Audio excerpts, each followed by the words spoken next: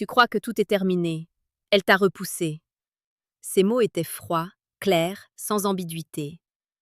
Elle a fermé la porte, ou du moins c'est ce que tu pensais. Et pourtant, des jours ou des semaines plus tard, elle revient. Un message, un regard, une présence subtile qui réapparaît dans ta vie comme si rien n'était vraiment fini. Et là, tu ne comprends plus. Pourquoi une femme revient-elle après t'avoir rejeté? La plupart des hommes font une erreur fatale à ce moment précis. Ils pensent que son retour signifie qu'ils ont gagné, qu'ils ont désormais une chance, qu'ils doivent agir vite pour ne pas la perdre encore une fois. Mais en réalité, ce moment est un test silencieux, invisible. Et seuls ceux qui comprennent la nature humaine, et surtout la maîtrise de soi, savent le traverser. Ce que personne ne te dit, c'est que le rejet initial n'est presque jamais définitif. Il n'est pas une conclusion, il est une réaction. Une réaction à ton énergie, à ta posture, à ta manière d'exister dans l'instant où elle t'a jugé. Les stoïciens l'avaient compris bien avant nous. Ce ne sont pas les événements qui nous définissent, mais la manière dont nous les incarnons. Et dans le jeu subtil de l'attraction, cela devient une vérité implacable. Quand une femme te repousse, elle ne rejette pas seulement tes mots. Elle rejette une impression globale. Peut-être une tension, un besoin, une attente trop visible. Quelque chose en toi qui semblait chercher à obtenir plutôt qu'à être. Et c'est là que tout commence. Parce que lorsque tu disparais, lorsque tu ne poursuis pas, lorsque tu n'insistes pas, quelque chose change. Le silence que tu laisses derrière toi devient plus puissant que tous les mots que tu aurais pu dire. Marc Aurèle nous enseignait que la vraie force réside dans la capacité à rester stable, même lorsque le monde extérieur vacille. Et c'est exactement ce qui se produit ici. L'homme qui accepte le rejet sans s'effondrer, sans supplier, sans se justifier, devient soudainement différent. Il devient rare, et ce qui est rare attire. Au début, elle était certaine. Elle pensait avoir compris, classée, prévisible. Mais ton absence vient perturber cette certitude. Ton silence devient une question ouverte dans son esprit. Pourquoi n'a-t-il pas insisté? Pourquoi n'a-t-il pas cherché à me convaincre? Pourquoi est-il resté aussi calme? Et sans s'en rendre compte, elle commence à revenir vers toi. Non pas parce que tu as fait quelque chose, mais parce que tu as cessé de faire ce que tous les autres font. Épictète disait que celui qui veut être libre doit apprendre à ne rien attendre de ce qu'il ne contrôle pas. Et dans la séduction, cette idée devient une arme redoutable. L'homme qui n'attend rien devient celui qu'on cherche. Mais attention, ne te trompe pas. Ce retour n'est pas une preuve d'amour, ce n'est pas une victoire, c'est une ouverture. Une opportunité fragile qui peut se refermer à la moindre erreur. Parce que si tu redeviens le même homme qu'avant, celui qui voulait trop, celui qui cherchait à plaire, celui qui dépendait de son regard, alors elle repartira. Et cette fois, peut-être définitivement. Ce que tu dois comprendre, c'est que son retour est déclenché par un changement de perception. Elle ne revient pas vers celui que tu étais. Elle revient vers l'image nouvelle qu'elle commence à entrevoir. Une image d'indépendance, une image de maîtrise, une image de quelqu'un qui n'est pas affecté par ce qu'il ne contrôle pas. Et c'est exactement ce que Sénèque appelait la souveraineté intérieure. Cet état où rien d'extérieur ne vient troubler ton équilibre. Imagine un instant deux hommes. Le premier est rejeté. Il insiste. Il envoie des messages.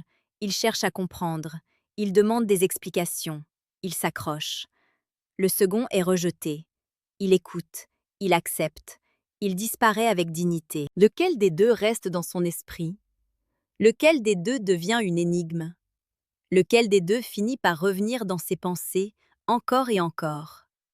Ce n'est pas une question de manipulation, c'est une question de posture. Parce que dans un monde où tout le monde court après l'attention, celui qui sait s'en détacher devient magnétique. Mais il y a une couche encore plus profonde à comprendre. Une femme peut revenir parce que ton absence lui révèle quelque chose qu'elle n'avait pas vu. Pas forcément ton importance, mais ton énergie. Quand tu n'es plus là, elle compare, elle observe les autres, et sans forcément s'en rendre compte, elle ressent une différence. Ce n'est pas toujours rationnel, ce n'est pas toujours conscient, mais c'est réel. Parce que l'attraction n'est pas logique, elle est émotionnelle, instinctive, subtile. Et ce que tu étais en train de construire, même si elle l'a rejeté au départ, peut continuer d'exister en elle. Mais seulement si tu n'as pas détruit cette image en poursuivant. C'est pour ça que le stoïcisme est si puissant dans ce contexte. Il ne s'agit pas de jouer un rôle, il ne s'agit pas de faire semblant de ne pas s'en soucier. Il s'agit réellement de comprendre que tu ne contrôles ni ses sentiments, ni ses décisions. Et à partir de là, tu deviens libre. Libre de rester aligné, libre de ne pas réagir impulsivement, libre de ne pas chercher à combler un vide. Et paradoxalement, c'est cette liberté qui crée l'attraction. Parce que la plupart des gens ne sont pas libres. Ils sont dépendants du regard des autres, de la validation, de l'attention. Et quand elle ressent que tu n'as pas besoin d'elle pour exister, elle commence à se demander pourquoi. Et cette question devient le point de départ de son retour. Mais ce retour ne signifie pas que tout est acquis. Au contraire, c'est maintenant que tout se joue. Parce que si tu ne comprends pas ce qui s'est réellement passé, tu vas répéter les mêmes erreurs. Tu vas croire que tu dois faire plus, alors que la vérité, c'est que tu dois faire moins. Moins d'efforts visibles, moins de besoins, moins d'attentes et plus de présence, plus de calme, plus de contrôle. Comme le disait Marc Aurèle, tu dois apprendre à être comme un rocher contre lequel les vagues viennent se briser, sans jamais le déplacer. Et dans cette stabilité, il y a quelque chose de profondément attirant, quelque chose qui ne s'explique pas, quelque chose qui ne se force pas, mais que l'on ressent immédiatement. Et c'est exactement ce qu'elle commence à percevoir chez toi lorsqu'elle revient. Mais ce moment où elle revient, ce moment précis où son absence se transforme en présence, est aussi le moment le plus dangereux pour toi. Parce que tout en toi va vouloir réagir. Tu vas ressentir une montée d'émotions. Un mélange de soulagement, d'excitation, peut-être même une forme de revanche silencieuse. Une partie de toi va se dire que cette fois, tu dois bien faire les choses, ne pas rater ta chance, être plus attentif, plus disponible, plus impliqué. Et c'est exactement là que la plupart des hommes détruisent tout. Ils confondent le retour avec une validation. Ils pensent que s'ils donnent plus, ils recevront plus. Mais en réalité, ils recréent exactement la dynamique qui a provoqué le rejet initial. Parce que ce qui attire, ce n'est pas l'effort visible, c'est la maîtrise invisible. Quand elle revient, elle n'attend pas que tu changes pour elle. Elle observe si tu es réellement devenu différent sans elle. C'est une nuance essentielle. Si ton comportement change uniquement parce qu'elle est revenue, alors tu n'as pas changé. Tu t'adaptes, tu réagis, tu redeviens dépendant. Mais si ton comportement reste stable, identique à celui que tu avais dans ton silence, alors là, quelque chose de puissant se produit. Elle ressent une cohérence, et la cohérence est l'un des signes les plus profonds de force intérieure. Épictète enseignait que l'homme libre est celui qui reste fidèle à lui-même, peu importe les circonstances. Et dans cette situation, cela signifie que son retour ne doit pas te déséquilibrer. Tu ne dois pas devenir plus froid, tu ne dois pas devenir plus distant par stratégie. Tu dois simplement rester centré, présent, mais pas disponible à tout moment, engagé, mais pas investi au point de te perdre, ouvert, mais jamais dans l'attente. C'est une danse subtile, parce que si tu es trop distant, elle sentira un rejet. Si tu es trop présent, elle sentira un besoin. Et dans les deux cas, l'équilibre est rompu. Ce que tu dois comprendre, c'est que son retour est souvent motivé par une émotion, pas par une décision rationnelle. Elle revient parce qu'elle ressent quelque chose qu'elle ne contrôlait pas entièrement. Une curiosité, un manque, une interrogation. Mais ces émotions sont fragiles. Elles peuvent disparaître aussi vite qu'elles sont apparues. Et ton rôle n'est pas de les forcer, mais de ne pas les étouffer. C'est là que le stoïcisme devient une boussole. Sénèque parlait souvent de la capacité à ne pas être esclave de ses impulsions.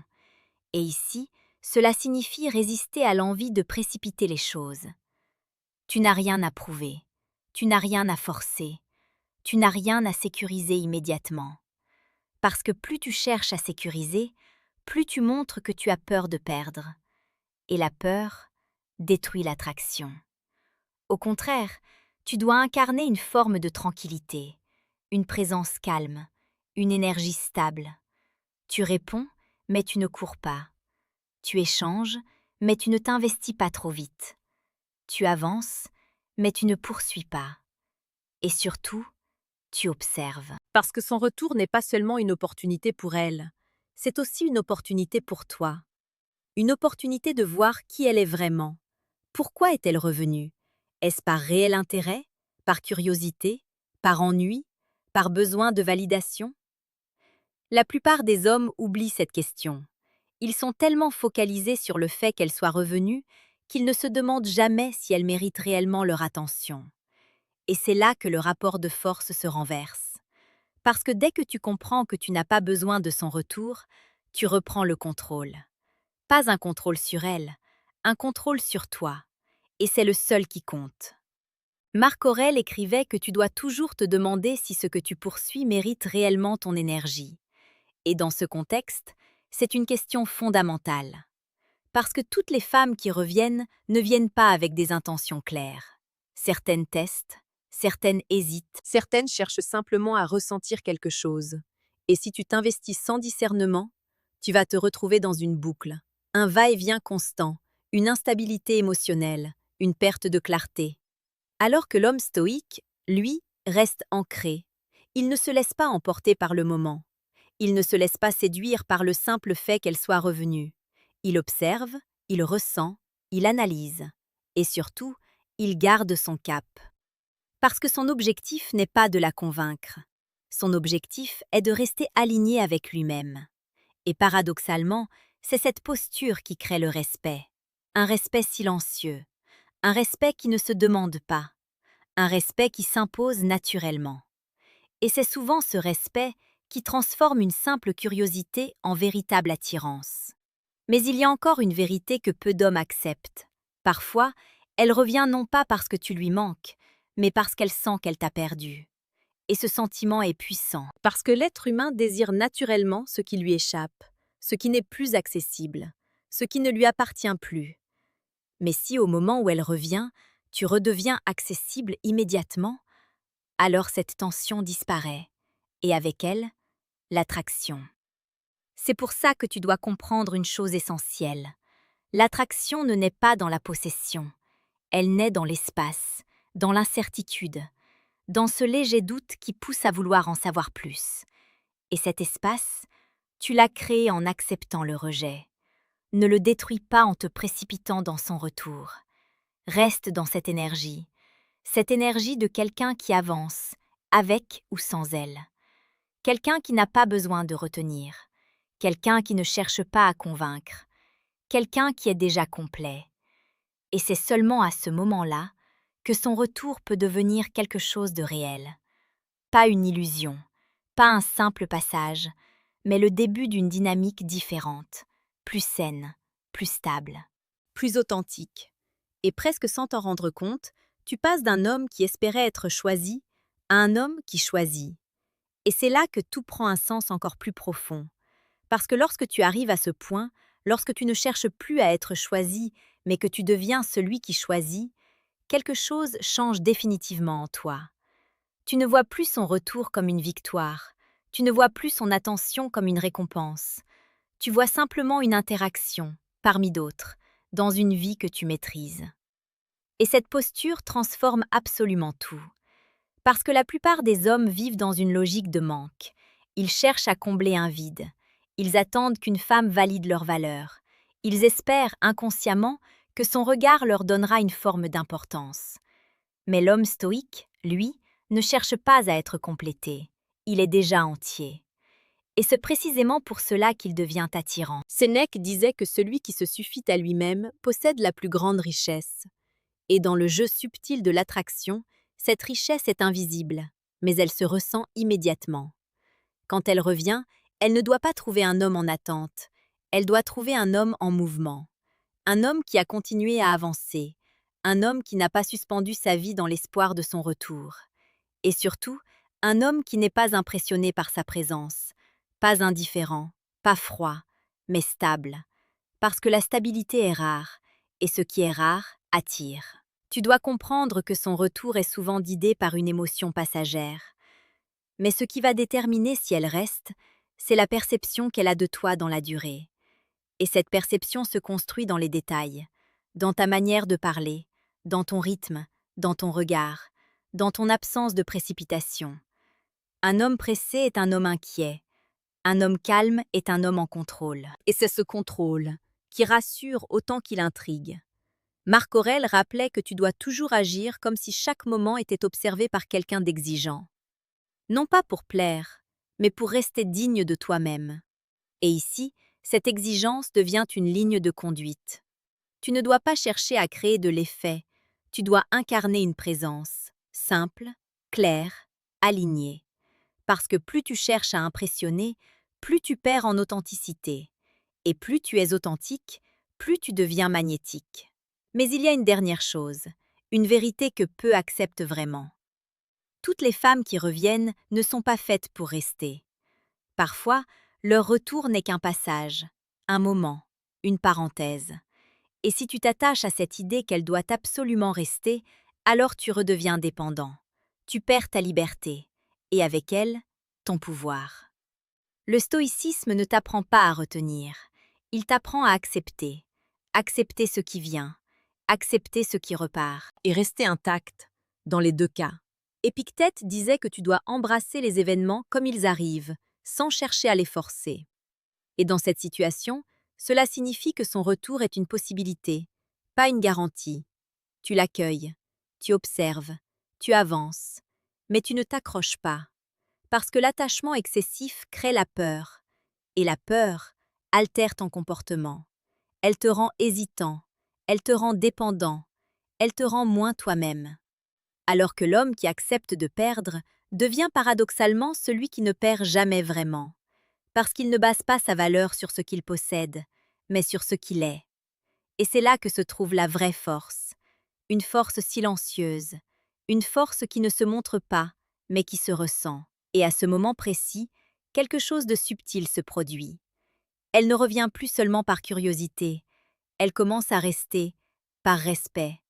Un respect né de ta constance, de ta maîtrise, de ton absence de besoin. Et ce respect est la base de toute attraction durable. Pas l'émotion passagère, pas le désir impulsif, mais une reconnaissance profonde de ce que tu incarnes. Et c'est exactement ce que les stoïciens cherchaient toute leur vie, non pas à contrôler le monde, mais à se maîtriser eux-mêmes. Et dans cette maîtrise, ils trouvaient une forme de liberté que peu atteignent, une liberté d'être, une liberté d'agir, une liberté de ne pas dépendre. Et lorsque tu atteins cet état, tu ne te poses plus la question de savoir pourquoi elle revient. Parce que tu comprends. Tu comprends que ce n'est pas un mystère, ce n'est pas un hasard, c'est une conséquence. La conséquence de ton évolution, la conséquence de ton détachement, la conséquence de ton alignement. Et à partir de là, tout devient plus simple, plus fluide, plus naturel. Tu n'as plus besoin de stratégie, tu n'as plus besoin de calcul, tu es juste toi-même. Et c'est suffisant. Petite parenthèse les amis, j'ai créé un manuel complet sur la séduction stoïque. Il t'apprend comment parler avec maîtrise pour créer une vraie attraction. Le lien est en première ligne de la description. On continue. Et si tu es encore là à écouter ces mots, c'est probablement que quelque chose résonne en toi. Peut-être que tu commences à voir les choses différemment. Peut-être que tu comprends que l'attraction ne se force pas, elle se révèle. Alors prends un instant. Observe ta propre posture. Observe ta manière d'agir. Et demande-toi si tu es en train de courir après ou si tu es en train de devenir. Parce que toute la différence est là. Et si ce genre de réflexion t'apporte de la clarté, tu sais déjà ce qu'il te reste à faire. Pas par obligation, mais parce que tu choisis d'évoluer. Et souviens-toi, ce n'est jamais celui qui insiste le plus qui attire, c'est celui qui se maîtrise le mieux.